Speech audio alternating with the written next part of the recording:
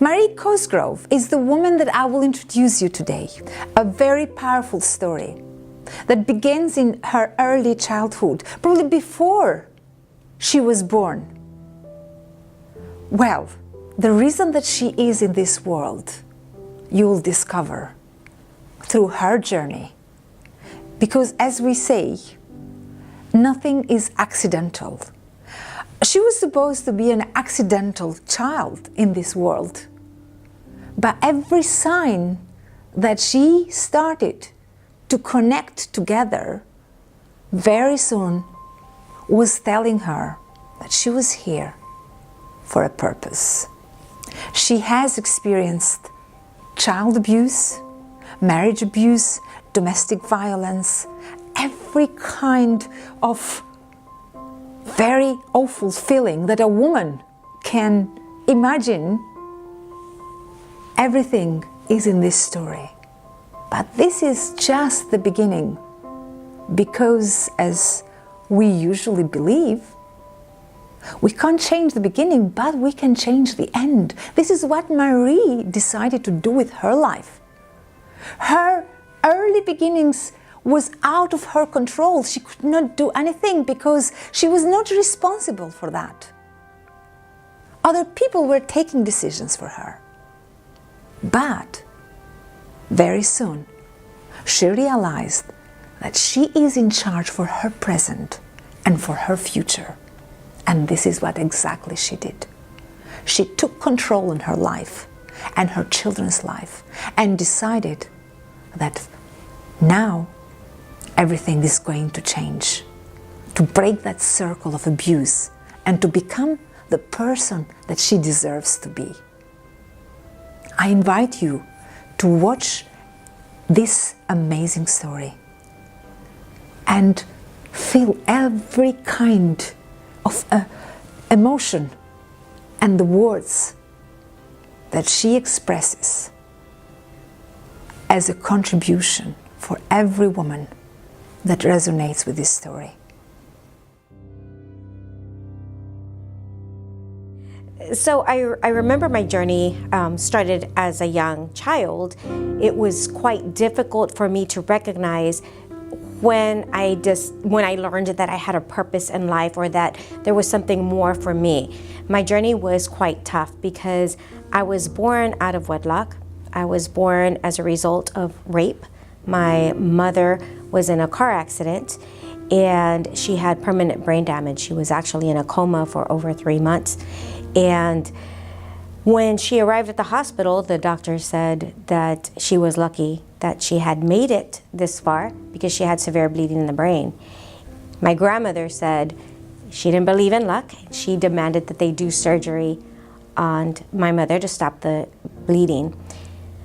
The doctor said that they couldn't do surgery because if they did, she would end up dead immediately or she would end up a vegetable, and they didn't have a surgeon close by. My grandmother insisted that they do surgery. So they brought in a doctor after a lot of debates. They finally brought in a doctor, they did surgery. She remained in a coma for 2 months, and the doctor said that there was no sign of improvement, that they were going to pull the plug on her. And they had been traveling from Texas to Mexico to a wedding when the accident happened. My grandmother said, no, I don't want the plug pulled. I want her sent to the States. So they sent my mother back to the States. And in the States, the doctor said, there's nothing we can do. She remained in a coma for another month. And then the doctor said, we're going to pull the plug. And my grandmother said, no, just give me 1 more day. The very next day, my mother opened her eyes and she had to learn how to walk, talk, and do everything all over again. She still had brain damage, but she was going home. Unfortunately, on her path to recovery, she was out with some friends, and while she was out with her friends, she was raped. When she was raped, she ended up pregnant, and the doctor said, there's no way mentally, physically, that she can carry this baby. She's under a lot of medications. This baby is going to be born with all types of physical defects and mental defects, so the baby needs to be aborted. Plus, at that time in the 70s, it was a very shameful thing, especially in my culture, Hispanic culture, to have a child out of wedlock. The doctor said that's going to bring a lot of shame upon the family. My mother said that God had saved her life. She wasn't going to allow anyone to touch her body and take the life that was inside of her. And so she said, no, I'm not going to allow you to abort this child. And the doctors were trying to convince my grandparents to abort. My grandmother supported my mother, and she says, I'll help you raise this child. And I'm, very blessed that they made that decision, because out of that, I was born, out of that situation. And that's why I'm here today. So I feel very incredibly blessed, but I didn't always see it that way. There was a point in my life where I felt that there was no purpose for me, that I was a mistake, that I was an accident, and that I shouldn't have been born. And I had family members that were very supportive. My grandfather, I thank him for who I am today. I also had family members that would remind me that I was a bastard child and that I was cursed. And they would twist some, religion and some dogma and twist some Bible verses and interpret them in a way that they shouldn't be interpreted or told to a child. So I was constantly reminded, you're a bastard child. You don't have a father. You're not part of the family. You're cursed for 10 generations. You'll never be anything. And growing up, those are the voices that I often listened to. And I grew up with a very low self-esteem, which caused me to make very poor decisions in my teenage years. And fortunately, there was someone in my life who shared with me that I did have value, that all of us have value, and all of us matter. And that's when I realized that I did have a purpose, and I did have a reason to be here, like all of us do. I had, unfortunately, many dark moments because my mother had brain damage, so she had mental problems. She wasn't quite sane, and she didn't have a moral compass. I would stay with her on weekends, and on weekends she would bring men over, and she would have relations with different men, and I was exposed to that. So I always had this darkness and this shame inside of me. I always felt that I was dirty, that nothing could cleanse me of this shame. And I grew up feeling this way for quite a long time. And I had a lot of dark moments. I also had some good moments. When I was with my grandparents, I spent time with my grandfather and my grandmother in their work. My grandfather was a barber. My grandmother was a beauty salon cosmetologist. So she had a beauty shop. And I spent a lot of time at the beauty shop and the barber shop. And those were good times. But it was when I went to my mother's that it was really dark. And she was married to a man that was very, very good. But it was while he was out working that she would bring other men in. And when I was 12 years old, I was so close to him, but he ended up committing suicide. And when I was 12, I saw that. I walked into the room and he had hung himself. And so I had a very hard time dealing with that I went through a major depression. And the counselor in school said, there's no way she can stay in school. She's just too depressed. My grandparents didn't know what to do with me, so they sent me to go live with an aunt and uncle. And things seemed to get worse from there. My uncle abused me, and I went through a major depression. I couldn't talk about it or share what had happened to me with anyone, but because I was so depressed and always crying, my uncle would blame it on the suicide. She's crying because of that. And a counselor finally uncovered and was able to get it out of me, what had happened to me. So I went back to live with my grandparents. And that darkness followed me because that's what I was focused on. I was always afraid. I was afraid of men. I was afraid of people. I was afraid of anybody finding out what had happened to me. And I just felt so ashamed, so dirty, so dark. And I didn't want anybody to know what had happened to me. Therefore, I didn't really have many friends, because I felt if they found out, it would be worse. And I would, be looked down upon. And so I was very, quiet, very shy. I tried to stay to myself, and I wasn't a normal teenage kid that had lots of friends, and I was not active as a teenager and socially. When you have a lot of abuse and a lot of trauma in life, sometimes many times you make poor choices, and you make choices that are not good for you. And I tended to do that to myself.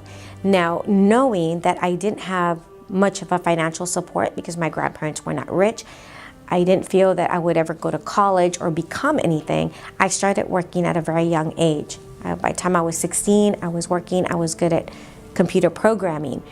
So at work, I did very well. I was working for a commercial print shop, doing computer programming, a lot of software development. However, my personal life was completely chaotic. And I ended up getting married very young, my very first boyfriend. And we got married, and he would beat me. I had my first child at 21.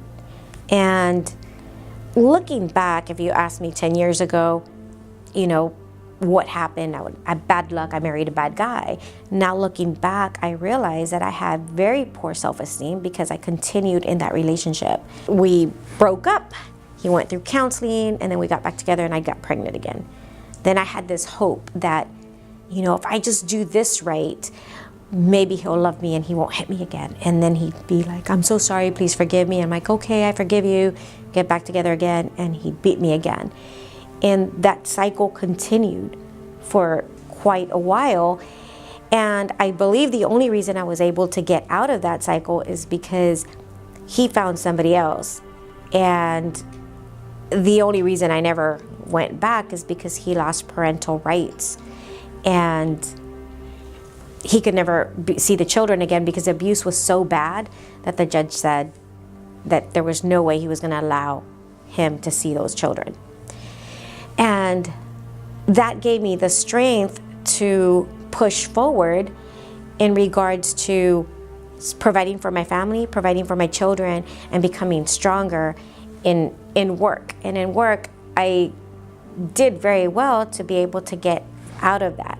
But I still went through struggles because I was working at a Fortune 500 company, but I had to quit that job because 2 of my children had serious medical conditions. My son was suffering from JDMS. It's an autoimmune disease, and he had arthritis, and he was on a lot of strong medications. He had to go to physical therapy 3 times a week.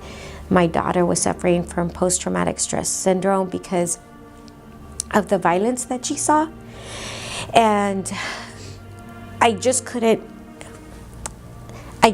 continue working and taking care of my kids. I had to quit my job and take care of my kids. And I thought if I did freelance work, I could maybe support myself. But it wasn't enough money, so I ended up losing my house. I ended up losing my car, losing everything. And I had another aunt and uncle who allowed me to stay at their house, but they didn't have a lot.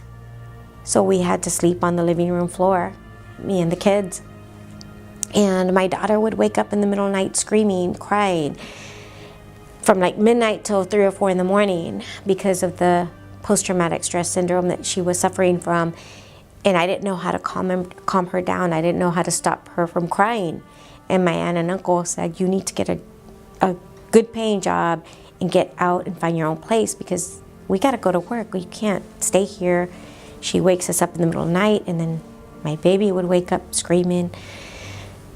So it was a very tough time in my life. But I was thankful that I had my kids because at that point, I felt so guilty And it didn't matter what I had gone through, but knowing that my kids had gone through what I went through was so painful. I mean, I'd go into the restroom and lock myself and cry every single morning, feeling guilty for doing that. But I started looking at how thankful that I was that we were no longer in danger and they were no longer being abused. And I decided that no one would hurt my kids ever again. I would not put them through that. And so I decided to try to get a job in sales, because I thought if I get a job in sales, I can make my own way. The sky's the limit. And I interviewed at a lot of different places. I remember I interviewed at a radio station, and they said, well, you got the job. And I said, okay, great. They said, the only problem, it's commission and salary. And I said, I don't want salary, I want straight commission. They said, well, we don't work that way. And it was a big corporation. They said, company policy is we pay you salary and commission. I said, I want straight commission. I said, well, we can't break company policy. So I need to find something. And I had a friend of mine, because I did some freelance, and her name was Dr. Ramamurthy. And she says, Marie, there is a company that is looking for a marketing rep. And I had experience in marketing. So when I spoke with the gentleman, he's like, well, this is sales. You don't have experience in sales. We can't hire you. And I said, oh, well, I have experience in marketing, and I have to sell my ideas. That's sales. And he just laughed at me. He says, no, that's not sales. I convinced him to give me an opportunity to speak with his boss. And so when I spoke with his boss was laughing at me, saying, oh, little girl, you're just not going to make it in this industry. And I said, look, give me an opportunity. If I pay my way through training, would you give me a chance? And he says, fine. So I got a babysitter. I went through training, and it was a big group, like 40 people, executives, male executives. I was the only female, and I was in the back of the room, and I was really excited because I did really well over the next couple of days, and I got 100 on all the tests. But the very last day, I'll never forget, the president came up to me and he pointed his finger at me and he says, little girl, you're never going to make it in this industry. It's a man's world. It's a man's industry. The most you're ever going to sell is candy. Why don't you just go home? Well, I was not embarrassed. I was upset. So I said, you know what? Why don't you just give me 30 days, straight commission. You have nothing to lose. And he agreed. So I had a 30-day contract. I was really excited because I'm like, I'm going to prove this guy wrong. So I went back home. And when I got home, my grandfather, who helped raise me, was diagnosed with leukemia, and he was in the hospital. So I spent every day by his bedside, and I didn't do any sales. But I was reading while I was on his bedside, learning about sales. And 3 weeks passed, and my grandfather passed away. And I received a call from the president, and he says, little girl, your time's up. You haven't sold anything. We're canceling your contract. And I said, I've got 1 week left.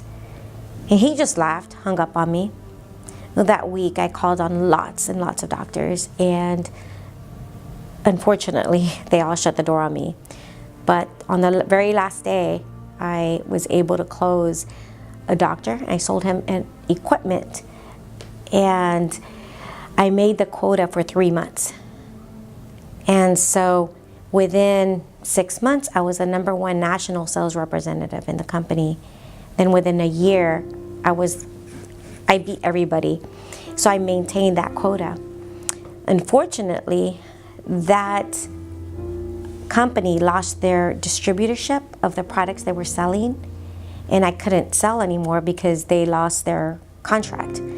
So the manufacturer that they had the contract with contacted me directly and said, we want you to sell for us because you've been doing the majority of the sales. But I couldn't do that because I had a contract, and the owner of the other distribution company said, if you go sell for them, we'll sue you. Well, I'm a single mom with kids. I had no financial support. I didn't want to risk that. So I had to find other companies to sell for. So then I found another company called Balance Back, and I asked them if I could sell for them, and they didn't really want to take the risk, but one of the VPs of marketing saw my track record. So he says, we're going to give you a chance. So I started selling a lot of equipment. I did really well with them, and it wasn't competition with the other distributors, so they couldn't be upset about that. And unfortunately, after about a couple of years, I got a call from one of the owners, one of the VPs, and he says, you know what, we're tired of we wrote you a check for $70,000 last month. He goes, you're not a doctor. And he says, are you a scientist? I'm like, no. Are you an engineer? No. He goes, you don't have the qualifications, and we're tired of writing these checks to you. So we're going to offer you a salary position. And the salary they offered me was hardly enough to take care of my expenses. And I said, I can't accept that. And they said, well, then you can't sell for us. And they said, what we're going to do is we're going to bring all the sales in-house, and you're not going to be able to sell for us. So there I was again without a job, and I had children to support, but I looked at what I had accomplished. And sometimes when we go through challenges, we have to redefine ourselves, and we have to look at the possibilities and look at not the negative, that's happened to us, but look at the positive. And I started another company. And within 2 years, I built that company to a $14 million company. And it was also in healthcare. And then I received a call from the same guy that had called me and said, you can't sell for us. He called me and says, hey, would you be interested in investing in the company that had fired me? So I said, well, I need to look at the numbers. And I flew to Ohio, and we did a valuation, and we looked at the numbers, and I looked at the years when I did sales. I said, wow, I did quite a few of the sales. I want to, I'm interested in buying the company. And I ended up buying the company that had let me go. And so that's how I basically started to look at life instead of looking at impossibilities, looking at the possibilities of, what could be. Because a lot of times we end up looking at, I can't do this because, for whatever reason, I don't have the background, I don't have the education, I don't have the skill set. What you don't have, instead of what is possible and what you can contribute, and look at all of your assets and the things that you do have, because everybody has something that they're good at. I feel like I'm in a very good place. We all have challenges. It would be naive to say that life is perfect now, even though I feel that I have accomplished a lot. I feel that I am contributing to society. It would be naive to say there's no more challenges, because when you're a business owner, you always have challenges. You're always facing these challenges, but you can always reinvent yourself, or you can always look at things differently and look at things from a different perspective. So some of the things that I would say to women that are facing challenges is, and this sounds so simple, and it sounds kind of silly, but it's a practice that I do every day, is I look at what I'm thankful for today. And there's always something to be thankful for. So I give myself a list of 10 things I'm thankful for, and I write that every single day. And I even have some salespeople write that. Some of the people in my organization do that on a daily basis, because it's a very good exercise. Because no matter how tough the situation seems, there's always something to be thankful for. I look at the time when I was in the living room floor, my aunt's house, and I remember I started to look at my children and started to be thankful that we were no longer in danger. But I could have looked at, oh, we're homeless, we don't have our house of our own, we're living in the living room floor, and just look at all the self-pity and all of the bad things we've gone through. So I started looking at the positive things, what we did have, and it does something to change the way you think and to look at the future of the possibilities instead of the past. And it is hard when you go through something that's so difficult. Those memories will always be there, but you're not there anymore. Like I can say right now, I'm in a safe place. I'm not where I was, and I have control of where I'm going where I'm going today and tomorrow, and I can have goals. And I would suggest everybody should have goals. Everybody should write goals down, because goals, it's very powerful to write goals down. And it's amazing what happens when you have goals for yourself and then you see those goals coming to pass and happening for you. I've been in a place where I felt guilty. I felt ashamed. I felt like it was my fault. I felt when I was abused as a young girl that was my fault. But it's never your fault. There are some twisted people that'll say, well, maybe you enjoyed it or maybe it was your fault. It's never your fault when you've been abused or when you've been beat. Nobody deserves to be beat or to be abused emotionally or physically, because every single person has value. Every single person is important and every single person matters. I have a strong faith. I believe in God. I believe in a creator. So I do believe that I was wonderfully made. I didn't always believe that, but I believe that now. But even if you don't believe that, it's even a greater miracle thinking about evolution and that you came from a single cell, because science proves that you are unique. You have an individual fingerprint. You have an individual voice box. Nobody in the world has a voice box like yours. Nobody in the world has an iris like yours. That's why we now have a lot of the security is through iris or fingerprinting, because there's not a single person like you and everybody is unique. And as women, sometimes we get ourselves into trouble because we start comparing ourselves among other women, and that's one of the worst things that you can do, because you are beautiful just the way you are.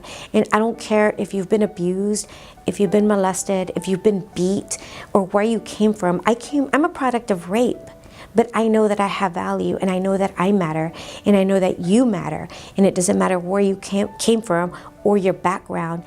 Everybody is unique and everybody has a purpose in life. And so I would suggest that you look at what is your passion, and look at and dig deep into what your passion is and follow your dreams, because it is possible. If I was able to come out of where I came from, anybody can achieve what their dreams are. Thinking about all the adversities that I have faced, I believe that it's made me stronger. Napoleon Hill says, with every adversity comes a greater or equal benefit. And I really truly believe that, because what I have gone through has helped me become stronger and more compassionate towards other people that have gone through this. For example, I do a lot of volunteer work with youth. So I have youth programs that I work with troubled teens in the juvenile system in the United States. And they're teens that have gone through extreme adversities and they feel that they have no way out. But I know that they do, because I myself have found the way out. And one of my passions is also working with entrepreneurs and young business owners and helping them start their businesses and helping them take their businesses to a higher level. One of the ways that I can be reached is, since I do have my business, it's a medical device manufacturing company, I also do some private coaching and I do workshops. I've been blessed that I was able to build a business from nothing. I did not get any investors' money or bank loans, and I built it to a $14 million business. I'm very also blessed that the company that let me go, I purchased them. And this was 7 years ago, so it's an international company, and it is in a very it's still male-dominated industry, medical device manufacturing. You don't have too many women owners. And since I've reached this financial success, I have this desire to give back and to help other people reach the financial success that I've been able to reach. But not only the financial success, but the emotional and being able to be at peace with where you are despite challenges that you're facing. Because all of us get stuck. And one of the things that I learned is through my travels, I've been blessed to be able to travel to Paraguay, Panama, Costa Rica, different countries to do leadership training from the top down, all the way from the president to hospitals and education, universities, that I found that whether you're a millionaire or I'm working with kids in the juvenile system, everybody gets stuck. Everybody. Whether you're a millionaire, even a billionaire, or you're making minimum wage. And so I have this passion to help others, to help them get unstuck the way I myself got unstuck from where I was.